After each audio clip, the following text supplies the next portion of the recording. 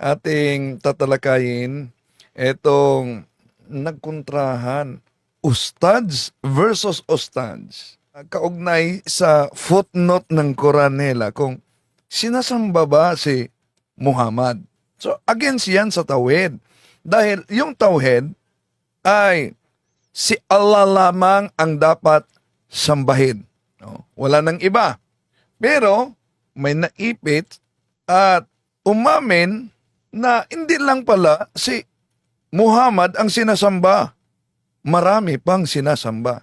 Pakinggan muna natin yung katanungan ko kay Ustad Sakaging at kay Ustad Ibrahim Romas. Although Cebuano ito, may part na nilagyan natin ng translation sa Tagalog at yung Cebuanong talakayan namin, yung cross-examination ay isasali natin sa Tagalog. Ito ang bahagi, mga kapatid.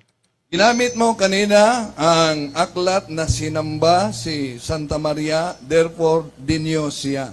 Tanong, sa Quran, wala bang footnote na may mga Muslim sumasamba kay Muhammad? Alam mo ba, bilang isang debator ng Muslim, na sa footnote ng Quran ninyo, may sumasamba kay Muhammad? Okay.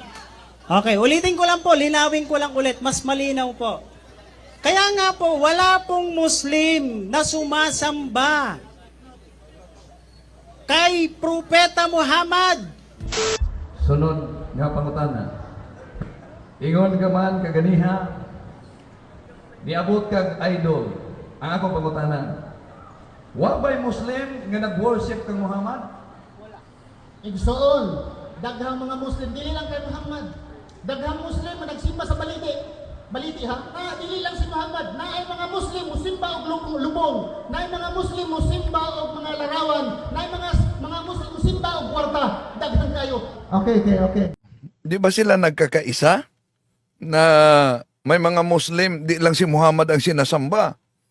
May nagsamba pa ng pira, may nagsamba ng libingan, may nagsamba ng mga baliti, punong kahoy, o di. Yun ay kontradiksyon na sa tauhid na si Allah lamang ang dapat sambahin.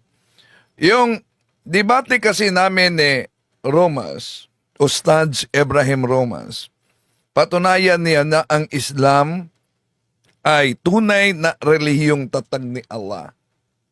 Ngunit sa deliberation niya, tinitira niya ang sacred images ng simbahang Katoliko. Kaya sinundan ko sa cross-examination. Dahil iyon o manong mga larawan ng mga santo ay mga Diyos-Diyosan ng simbahang Katoliko.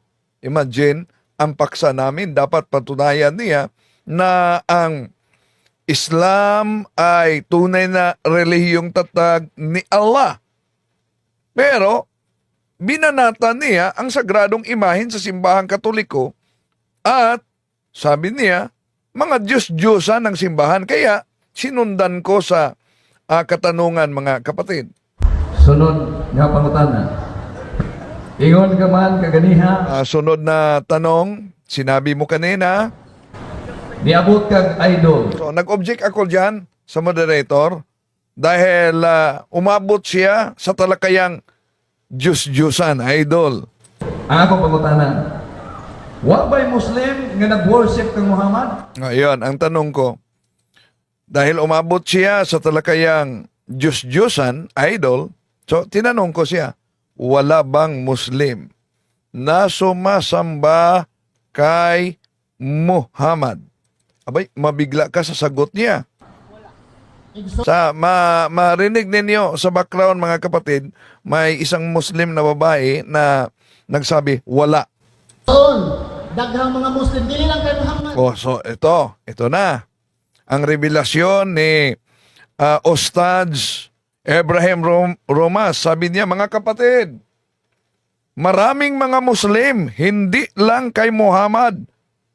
Tinutukoy niya na pagsamba. Daghang Muslim na nagsimba sa baliti. Yan. Maraming mga Muslim na sumasamba sa baliti. O, ating mga kapatid na Muslim na nagsubaybay ngayon. Total ba kayo sa pahayag ng kasama ninyo at mangangaral na si Ustadz Ibrahim Romas na marami daw mga Muslim sumasamba sa baliti. Oh, di giba na ang tauhid dito. Tuloy natin. Baliti ha? Nagulungan sabi namin akin na. Oh, so baliti umano, punong kahoy yan. Ang manuga, sumanuga, na binaning suwain yan, binaning suwan yan. At sutukan yan, binaning. Na dili lang si Muhammad, na ay mga Muslim, musimba o lubong. Oh, nako. Hindi lang si Muhammad ang sinamba. Meron pa daw mga Muslim na sumasamba sa libingan. Na ay mga Muslim, musimba o mga larawan. Oh. Di mo ba tinira niya ang sagradong imahe dahil Diyos-Diyosan ng Katoliko daw? Siya mismo ang nagsabi dito, may mga Muslim na sumasamba sa mga larawan. Na ay mga Muslim, musimba o kwarta. May mga Muslim na sumasamba ng pira. Dagdag kayo. Okay. Ang dami daw. Sabi ng moderator, si Bro Rolly Lomo ang moderator dito. Okay. Isang Kristohanon. So, ang tubag ba nimo nag-ingon nga dunay mga Muslim ni simbang Muhammad? So tinanong siya, Cebuano na debate kasi ito mga kapatid, sabi ni Bro Rolly. Sinabi mong may nagsamba kay Muhammad dahil Kay doon na po yung Muslim ni simbang baliti. may mga Muslim na sumasamba ng baliti. Sabi niya, ang napakarami. Doon na. Okay, so mga ito bang. Mga Muslim, musimba kay kahoy. May mga Muslim na sumasamba ng punong kahoy. Tutulan ba ninyo itong sinabi ni Ustadz Ibrahim Romas na maraming mga Muslim daw? Siya mismo ang tanong ko, batay lang sa footnote ha? Ang tanong ko, kung wala bang sumasamba kay Muhammad? Pero ang sagot niya, masurpresa kayo. Dahil pati punong kahoy, libingan, pira, baliti, sinasamba daw? Nimo nag-ingon nga dunay mga Muslim ni simbang Muhammad. Kay doon na po yung Muslim ni simbang. So nilinaw ng moderator. So ibig mong sabihin, may mga Muslim na sumasamba kay Muhammad dahil may mga Muslim na sumasamba sa baliti. Baliti. Doon na. Okay, so mga Marami umano. Napakadami daw. Aba, hindi kami ang nagsabi niyan, ustads ninyo ang nagsabi niyan. Iwan ko kung totoo ba yung revelasyon ng ustads ninyo. Mga Muslim, musimba kay kahoy. So may mga Muslim na sumasamba ng punong kahoy. Merong mga Muslim sumasamba ng punong kahoy. Tutulan nyo ba itong pahayag ng ustads ninyo? O totoo ba talaga ito? Tuloy natin. time. Kung mao, Napa. sunod nga pangutana.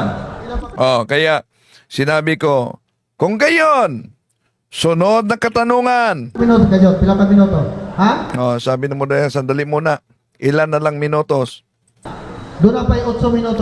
May natira pa na 8 minutos. Okay, padayon. So ituloy daw. Sunod nga pangutana. Kaya, sunod na katanungan. Kung mao husto ning nian kang piktal nga So, ang tanong ko, kung gayon, tama itong footnote ni Pictal komentary nga dunay Muslim nga nagsimba kang Muhammad. na may Muslim na sumasamba kay Muhammad. Tinunig-suon, Totoo daw. Si Ustadz Ibrahim Romas mismo ang nagsabi niyan.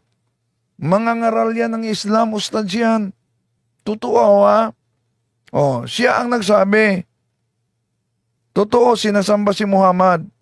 kadaghang mga tao nga nagsimba kay Muhammad. Ang dami daw. Dami daw ng mga tao na sumasamba kay Muhammad. May nag-comment kanina, sabi niya, mga kapatid, ay, ibang sikta ng Muslim yon ang sumasamba kay Muhammad.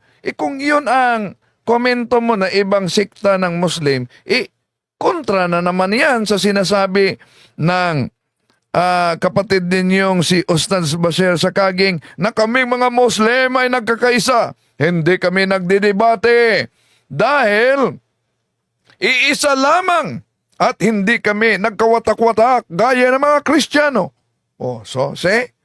Tuloy natin mga kapatid. Nagsimba pa kay Kumini, nagsimba pa kay masking pinsa lang. Iba, meron pa umanong nagsasamba sa sino man. Ang dami ng sinasamba nito. Tuloy natin. Ingon ka man kaganiha nga ang Islam usa ra gyud gisimba. So kaya nga, nag-follow up ako ng katanungan. Ito, tinanong ko si Ustaz Ramas. Sinabi mo kanina na iisa lamang ang sinasamba ninyo, Allah. Samtang karon miingon si Allah. Habang ngayon, ka, dunay mga Muslim sinabi mo na may mga Muslim na nagsimba og kahoy og balik sumasamba sa punong kahoy o baliti. og naapoy nagsimba kang Muhammad. At meron ding sumasamba kay Muhammad. Asa may tinuod si mong pamahayag ganiha? Yan ang tanong ko. Alin ang totoo sa pahayag mo? Bakit? Sabi niya, iisa lamang ang sinasamba namin, si Allah. Samantalang sa cross-examination, ang dami pala. Okay, tuloy natin. Alin ang totoo? Igsoon, ang pag-ingon nako nga si Allah lamang ang gisenda sa mga Sabi niya, kapatid, nung sinabi ko na si Allah lamang ang sinasamba Muslim, dili na nagpasabot ng mga Muslim, hindi yan nangangahulugan nga wala nila ang gisimba. na wala ng ibang sinasamba. Nako, iwan ko kung sang-ayon ba dito si Ustad Sakaging sa sagot ni Ustad Romas. Balik natin ha, para sa mga nagsusore. Hindi po pang-aasar ito. Para lang sa nagsusore. Tuloy natin. Kahoy og baliti og naapoy nagsimba kang Muhammad. Asa may tinuod si mong pamahayag ganiha? Igsoon, ang pag-ingon nako nga si Allah lamang ang gisenda sa mga Muslim, dili na nagpasabot nga wala nila ang gisimba. Yan. Sang-ayon ba kayo mga kapatid na Muslim sa pahayag ni Ustad Ibrahim Romas? Na sabi niya, nang sinabi niya na si Allah lamang ang sinasamba ng mga Muslim, hindi yan nangangahulugan na wala ng iba pa. Meron pala. Tuloy natin. Gingon ako, ang mga Muslim nagsimba nga si Allah ang Diyos, pero dili nagpasabot nga wala nila ang So, malinaw ang sinabi niya. Daming mga kapatid natin mga Muslim na makaunawa ng Cebuano. Sabi ni Ustad si Ibrahim Romas, nang sinabi niya na si Allah lang ang sasambahin, di daw umano ibig sabihin na wala ng iba pang sinasamba. Gingon ako, si Mr. Windmill ang bang Ito ang analogy niya. Ito ang analogy niya sa sagot niya. ako, si Mr. Windmill ang bantugan na managdebate sa Pilipinas. Ako, ginamit ba niya akong analogy? Nang sinabi daw niya na ako ang pinakamagaling na magdidebate sa Pilipinas. Ba't nakaabot siya dyan? Bantugan na debate sa Pilipinas. Si Windmill, tinood siya lang ba? So, totoo daw umano na ako ang magaling na debater sa Pilipinas. Pero ang ibig sabihin, ako lang ba ang magaling? Sabi niya, anong kaugnayan yan sa pagsamba ni Allah at sa mga baliti, libingan at pera? Tuloy natin. Daghang mga debatidor, mas maayo pa ni Windmill. Ang dami umanong nakipagdebate na mas magaling pa sa akin. Tama naman. Pero anong kaugnayan sa analogy niya, sa mga sagot niya para idipinsa ang tauhid? Napunta kami sa tauhid dito. Bakit? Dahil ang paksa namin, dapat patunayan niya ang Islam, ang tunay na relihiyong tatag ni Allah. Ngunit ang problema, binanatan niya ang sagradong imahe ng simbahang Katoliko ng mga Diyos-Diyosan. Kaya sinundan ko. Mausap igsoon, kung ingon nga mga Muslim nagsimba sa Diyos, tinuod na, pero naapoy nagsimba lain. So, kung sinasabi daw umano na ang mga Muslim ay sumasamba ng Diyos, totoo yan. Pero, meron ding mga nagsasamba ng iba pa. Wala na din nagsimba, nag-ingon ko nga, wala'y Muslim na nagsimba ni Muhammad sa Pag sinabi niya na walang Muslim daw na nagsamba kay Muhammad, mali yan. ko. Pero wala ko nagsulti nga wala'y Muslim nagsimba ni Muhammad. So hindi niya sinabi na walang Muslim na na sumasamba kay Muhammad. Pero sa cross-examination namin ni Ustads Baser sa Kaging, ito ang bahagi. So, dito tayo sa pahayag mo, Ustad Bashir. Ginamit mo kanina ang aklat na sinamba si Santa Maria, therefore dinyo siya. Tanong, sa Quran, wala bang footnote na may mga Muslim sumasamba kay Muhammad? Okay po. Ganito po, no? Ang tanong niya, napunta kay Propeta Muhammad, kay Maria.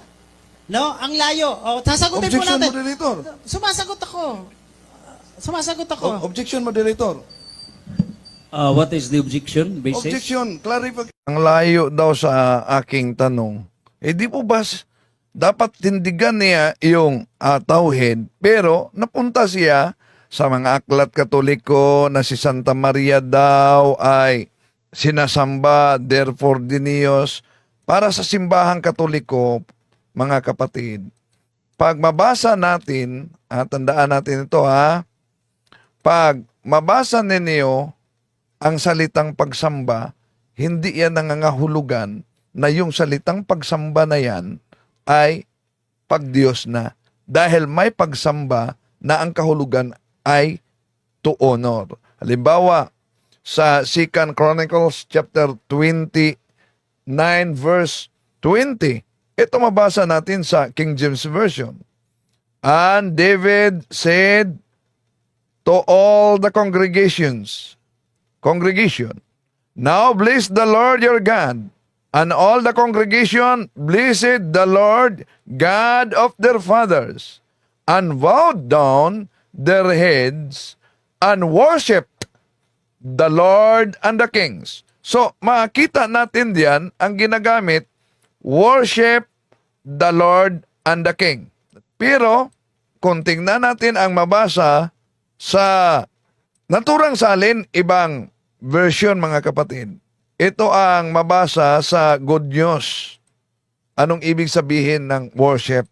Ito. Then David commanded the people, praise the Lord your God, and the whole assembly. Praise the Lord, the God of their ancestors, and they bowed low and give honor to the Lord and also to the King. So dito pa lamang makita natin na ang salitang worship, di pala nangangahulugan pag Diyos na. Ang worship, nangangahulugan to honor. Hindi agad pag Diyos na. Pero ginamit niya yan, kaya sinundan natin. Klarong-klaro yon. Ang sabi sa kanyang deliberation kanina, pag sumamba, pag Diyos na.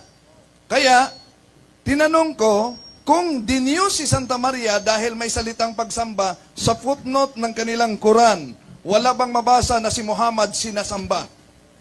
Okay, the moderator would like to rule that the issue is pag sinasamba, there is a description na a conclusion, subject for rebuttal na maging Diyos. Kaya, kapag ito ang pinadayag na sinasamba ang mahal na birhen, kaya nga may conclusion na maging Diyos. Ang question po, hindi ba totoo na sa Quran sinasamba si Muhammad? Please clarify whether it is true, a categorical question. Proceed. Okay, ito ang question. Dahil sa nilatag niya kanina, na ang salitang pagsamba pag Diyos na, therefore si Santa Maria din Diyos na. Now, bilang debater ng Islam, alam mo ba na kahit sa footnote ng Quran ninyo, may mga Muslim sumasamba kay Muhammad? Okay, ganito. Sasagot po ako. Okay. Wala pong matinong Muslim. Sino ba sumasamba Okay. ba kay Propeta Muhammad? Dahil malinaw ang katuruan sa pananampalatayang Islam, ang Allah lamang ang karapat dapat pag-ukulan ng pagsamba. Kung yan ay nakasulat dyan sa footnote, dapat alam mo yan, nag-aral ka. Yung footnote ba, kasama ba dyan sa Quran? Salita ng Panginoon? Oh, dapat alam mo yan, Brother Wendell. Mababaw ang pangunawa mo. Sige, magtanong ka. Objection, moderator. Walang side comment. Ay, sorry. Okay. Okay, pinatawa na kita. Okay. Okay, Proceed with question number 2. proceed. Ito ang malinaw kong tanong kasi. Hindi ko tinanong moderator kung ang footnote hindi kasali sa salita ng Diyos sa Quran. Ang tanong ko, kung ang definition mo ng pagsamba ay pagdiyos na, si Santa Maria, sinamba din niyo siya, alam mo ba, bilang isang debater ng Muslim, na sa footnote ng Quran ninyo, may sumasamba kay Muhammad? Okay. Okay, ulitin ko lang po, linawin ko lang ulit, mas malinaw po. Kaya nga po, wala pong Muslim na sumasamba kay Propeta Muhammad. Bakit? Dahil wala namang nakasulat sa Quran eh. Kung may footnote dyan, yan ay pinuputol mo lang. Pakibasa mo, Mr. Moderator, yung Quran. Yung footnote na sinasabi niya. Oh, Request siya, moderator. sige. Okay. Oh, The time suspended. okay. Ito.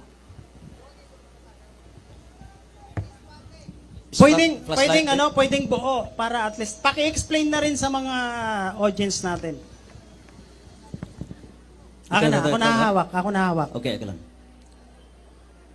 On the morning when the prophet died, Abu Bakr came into the mosque at Al-Madinah and found the people all distracted, and Umar telling them that it was a sin to say that he was dead.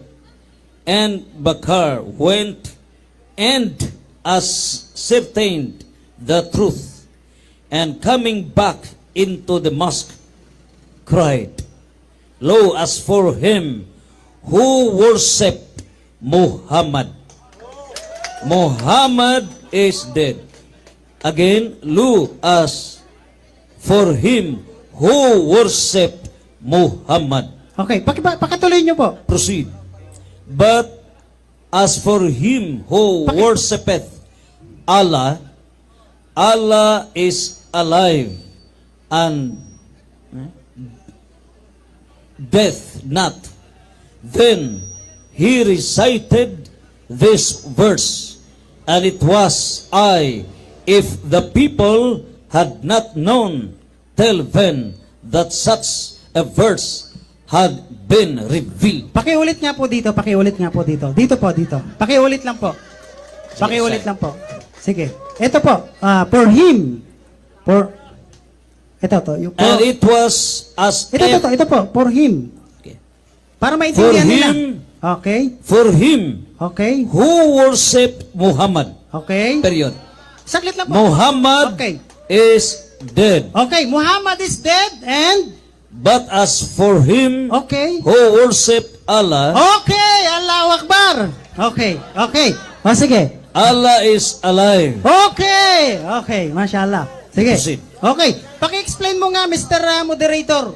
The moderator has no role to explain on both sides. Okay. The moderator has only to rule on both sides. Okay, sasagutin Proceed. ko po.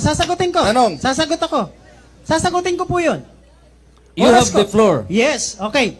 Unang-una, maliwanag po yung nakasulat.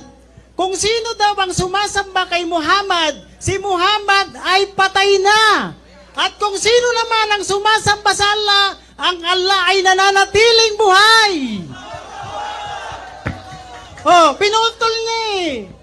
Oh, huling-huli. Okay. Huling-huli ka ngayon. Hindi ka makakalusot. Si Basir ang kausap mo. Sunod na tanong. O sige, Oo. tanong. Sunod na tanong.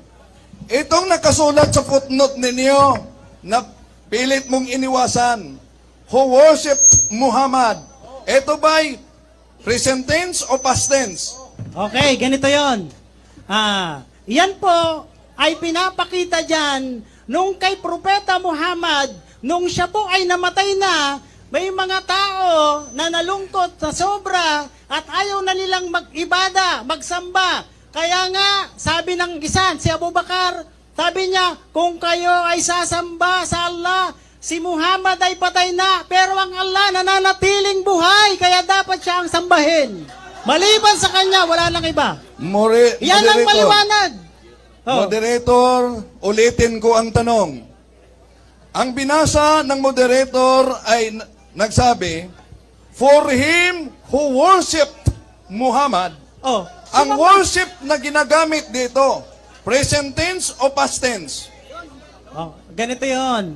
Kasi nga po, yung sinasabi po dyan, lumapit ang mga tao kay Abu Bakar, yung unang kalipa. Ngayon, sabi niya, kung mayroong sumasamba kay Muhammad, si Muhammad ay patay na, pero ang Allah, buhay siya, kaya dapat yun ang sambahin natin. Hindi ang mga tao inuutosan na sambahin si Muhammad. Para maintindihan mo, malinaw yung nakasulat dyan. Okay. Huwag mong balaktutin. Sunod na tanong. Proceed with the Ulitin next ko, question. Moderator, dahil din niya sinagot categorically, yung ginamit dito, for him who worshipped Muhammad, ang worship ba dito, ang worship ba na ginagamit dito, past tense o present tense? Ganito yon, brother. Kasi yan, unang-una, nakalagay yan This dyan, is ang liwanag. a- Ay, sige, sige. Okay, this is categorical and then you may answer it past tense or present tense and then you can qualify. Okay. Yung pangyayari kasi na yan, unang-una, para maintindihan natin, nung panahon ni Propeta, ni Abu Bakar, kasi siya na po yung naging kalipa, namatay na po si Propeta Muhammad. No? Hindi nangangahulugan na sumasamba ang mga Muslim sa panahon niya. Kaya lang yung mga tao, nalungkot sila dahil nga namatay na ang Propeta Muhammad. Hindi yan sumasamba kay Propeta Muhammad. O sinong tao ang sumasamba kay Propeta Muhammad? Pakibasa mo dyan, kung meron dyan. Sunod na tanong. Itong nakasulat na sinabi, for him who worshipped Muhammad, ang ibig sabihin dito, worship, hindi sinasamba. Ganito yon. Unang-una, walang Muslim nga nasasamba kay Propeta Muhammad. No? Ang sinasabi dyan, hindi sinasamba talaga si Muhammad.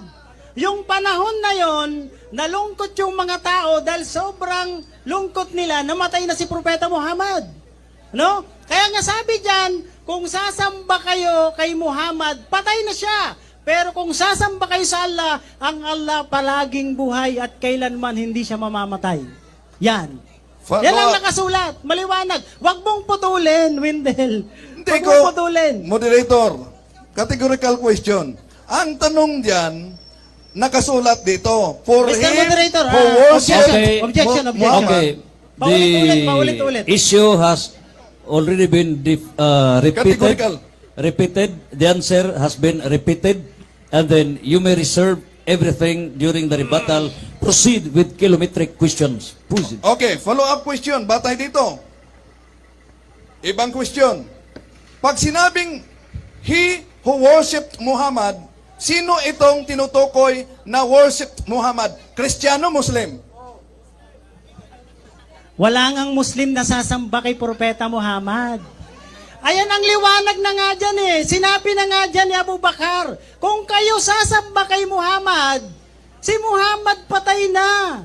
Pero kung kayo ay sasamba sa Allah, ang Allah nananatiling buhay. Yun ang dapat nating sambahin. Dapat ikaw din, Wendell, sambahin nyo ng Allah.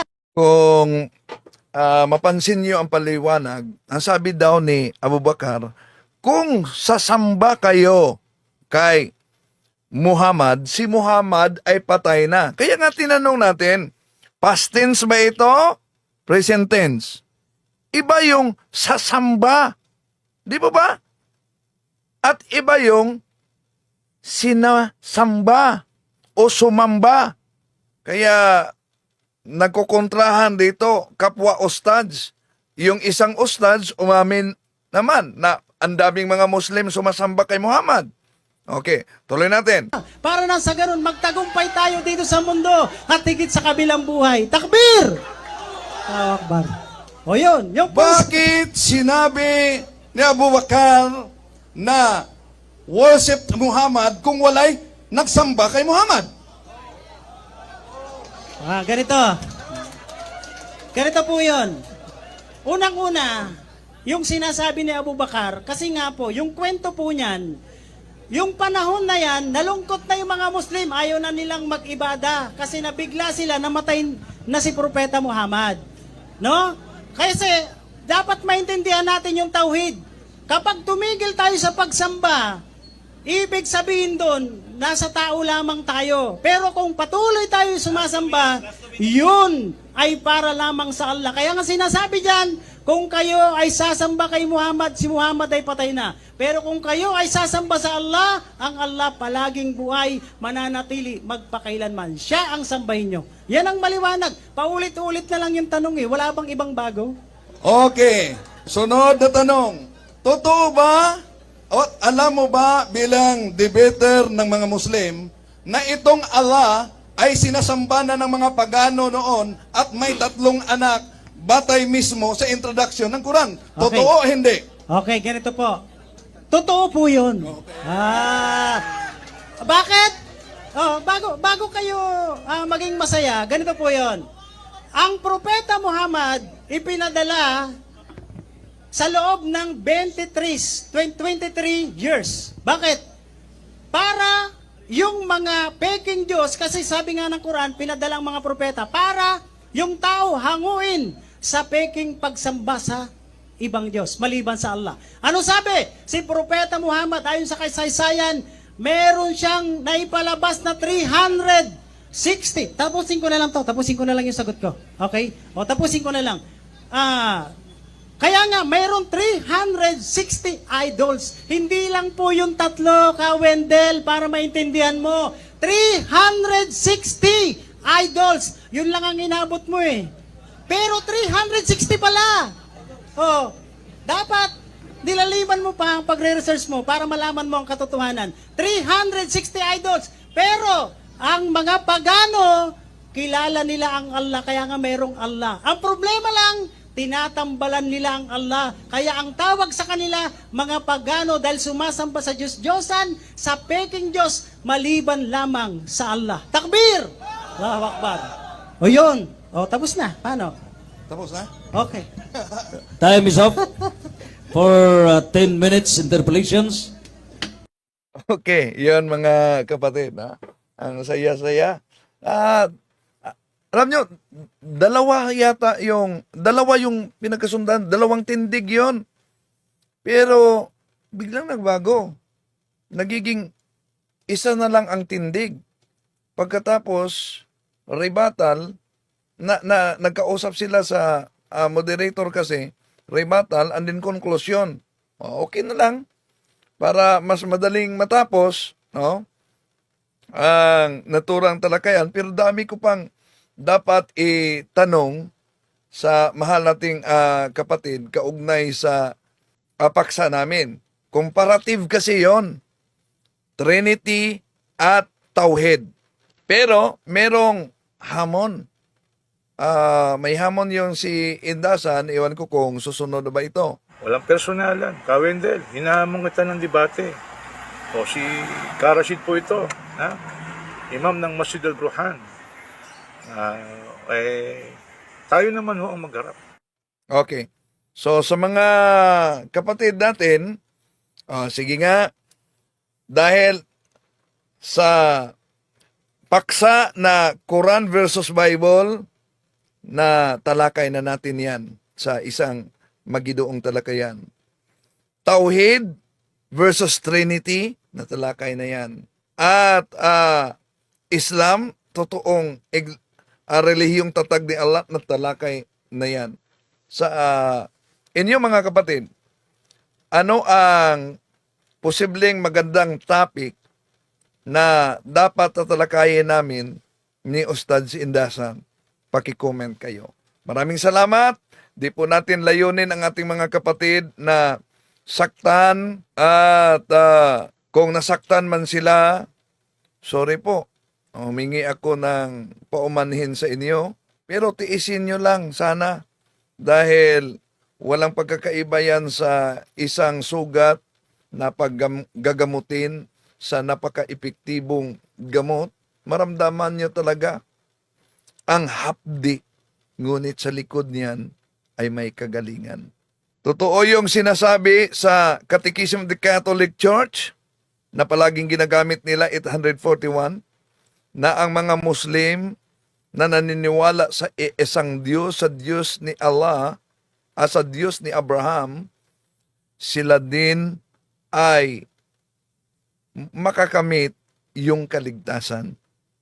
Totoo yun. Pero, ang ating mga kapatid na mga Muslim, sinasabi nila, napakalinaw yan sa Catechism of the Catholic Church. Therefore, di na kailangan pa aanib kami sa Kristiyano. Diniklara na ng Catechism of the Catholic Church na maliligtas para kami.